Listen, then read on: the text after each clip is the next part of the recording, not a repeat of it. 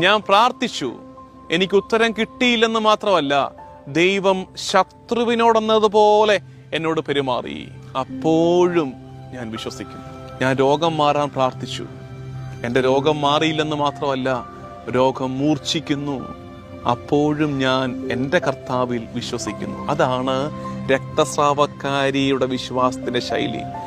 മക്കളുടെ അപ്പമെടുത്ത് നായ്ക്കൾ കൊടുക്കുന്നത് ഉചിതമല്ല. അവൾ പറയുന്നു, ഓക്കെ ആയിക്കോട്ടെ, ഞാൻ സമ്മതിച്ചു, നായ്ക്കുള്ളത് തായോ.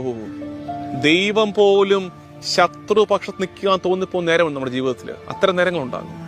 കർത്താവ് എനിക്ക് എതിരാണോ എന്ന് തോന്നിപ്പോകുന്ന നേരം ഉണ്ടാകും. അത്തരം നേരങ്ങളിലും മറ്റെങ്ങോട്ടും മാറാതെ കർത്താവിൽ തന്നെ ഉറച്ചു നിൽക്കണം.